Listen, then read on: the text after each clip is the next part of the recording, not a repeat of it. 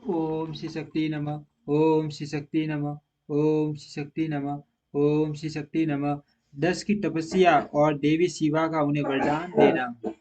नारद जी ने पूछा, पूज्य पिताजी, दृढ़ता पूर्वक उत्तम व्रत का पालन करने वाले दक्ष ने तपस्या करके देवी से कौन सा वर प्राप्त किया तथा वे देवी किस प्रकार दक्ष की कन्या हुई। ब्रह्मा जी ने कहा, नारद, तुम धन्य हो इन सभी मुनियों के साथ भक्ति पूर्वक इस प्रसंग को सुनो। मेरी आज्ञा पाकर उत्तम बुद्धि वाले माँ प्रजापति दक्ष ने क्षीर सागर के उत्तर तट पर स्थित हो देवी जगदम्बिका को पुत्री के रूप में प्राप्त करने की इच्छा तथा उनके प्रत्यक्ष दर्शन की कामना के लिए उन्हें हृदय मंदिर में विराजमान करके तपस्या प्रारंभ की। दक्ष ने मन को संयम में रखकर दृढ़ता पूर्वक कठोर व्रत का पालन करते हुए शौच संतोष आदि नियमों से युक्त हो 3000 दिव्य वर्षों तक तप किया। वे कभी जल पीकर रहते, कभी हवा पीते और कभी सर्वथा उपवास करते थे। भोजन भोजन के नाम पर कभी सूखे पत्ते चबा लेते थे। मुनिश्रेष्ठ नारद तदंतर यम नियमादि से युक्त हो जगदम्बा की पूजा में लगे हुए दक्ष को देवी शिवा ने प्रत्यक्ष दर्शन दिया। जगन्मयी जगदम्बा का प्रत्यक्ष दर्शन पाकर प्रजापति दक्ष ने अपने आप को कर्त्य माना। वे कालिका देवी सिंह पर आरूढ़ थी। उनके अंक कांति श्याम थे, मुख बड़ा ही मनोहर था। वे 4 भुजाओं से युक्त थी और हाथों में वरद अभय नील कमल और खड्ग धारण किए हुए थी। उनकी मूर्ति बड़ी मनो मनोहारिणी थी। नेत्र कुछ कुछ लाल थे। खुले हुए केश बड़े सुंदर दिखाई देते थे। उत्तम प्रभा से प्रकाशित होने वाली उन्हें जगदम्बा को बलिपाटी प्रणाम करके दक्ष विशिष्ट वचनावलियों द्वारा उनकी स्तुति करने लगे। दक्ष ने कहा, जगदम्ब माँ माए जगदीश महेश्वरी, आपको नमस्कार है। आपने कृपा करके मुझे अपने स्वरूप का दर्शन कराया। भगवती आद्य मुझ पर प्रसन्न होइए। श्री रूपी ने प्रसन्न होइए। भक्त वरदायिनी प्रसन्न होइए। जगन माए, आपको मेरा नमस्कार है।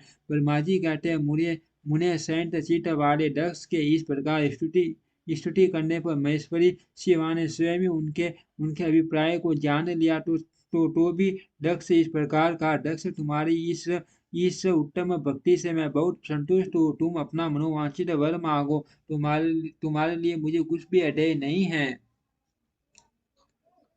जगदम्बा की बात सुनकर प्रजापति दक्ष बहुत प्रसन्न हुए और उन शिवा को बारंबार प्रणाम करते हुए बोले। दक्ष ने कहा, जगदम्ब माए, यदि आप मुझे वर देने के लिए उद्यत हैं तो मेरी ये बात सुनिए और प्रसन्नतापूर्वक मेरी इच्छा पूर्ण कीजिए। मेरे स्वामी जो भगवान शिव हैं, वे रुद्र नाम धारण करके ब्रह्मा जी के पुत्र रूप से अवतीर्ण हुए हैं। वे परमात्मा शिव के पुण्य पुण्यावतार हैं, परंतु आपका कोई अवतार नहीं हुआ। फिर उनकी पत्नी कौन होगी। अतः शिवे, आप भूतल पर अवतीर्ण होकर उन महेश्वर को अपने अपने रूप लावण्य से मोहित कीजिए। देवी, आपके सिवा दूसरी कोई स्त्री रुद्रदेव को कभी मोहित नहीं कर सकती। इसलिए आप मेरी पुत्री होकर इस समय महादेव जी की पत्नी होइए। इस प्रकार सुंदर लीला करके आप हर मोहिनी है, भगवान शिव को मोहित करने वाली ये बनिए। देवी, यही मेरे लिए वर है। ये केवल मेरे मेरे ही स्वार्थ की बात हो ऐसा नहीं सोचना चाहिए। इसमें मेरे ही साथ संपूर्ण जगत का भी ये हित है। ब्रह्मा, विष्णु और शिव में से ब्रह्मा जी की प्रेरणा से मैं यहाँ आया हूँ।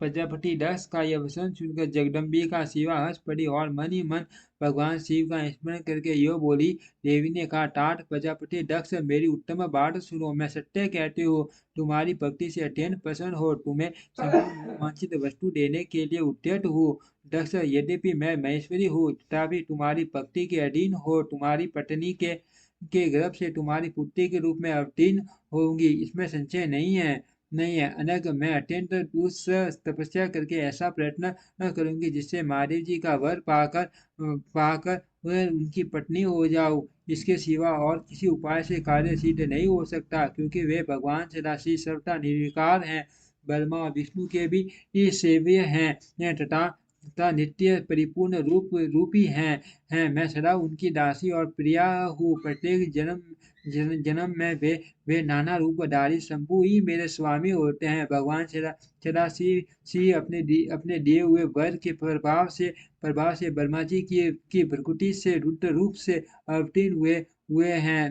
मैं भी उनके वर से उनकी आज्ञा के अनुसार यहाँ अवतार लूंगा। अर्थात अब तुम अपने घर को जाओ। इस कार्य में जो मेरी ड्यूटी अथवा सहायिका होगी, उसे मैंने जान लिया। अब शीघ्र ही मैं तुम्हारी पुत्री होकर महादेव जी की पत्नी बनूंगी। दक्ष यह उत्तम वचन कहकर मन शिव की आज्ञा प्राप्त करके देवी शिवा ने शिव के शरणार बिंदु का चिंतन करते हुए फिर कहा, प्रजापते, परंतु मेरा एक प्रण है,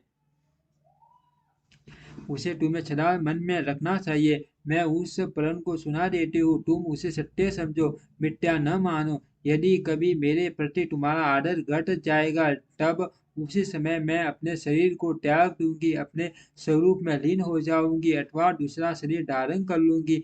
मेरा यह कथन सत्य है। प्रजापति, प्रत्येक सर्ग या कल्प के लिए तुम्हें यह वर दे दिया गया। मैं तुम्हारी पुत्री होकर भगवान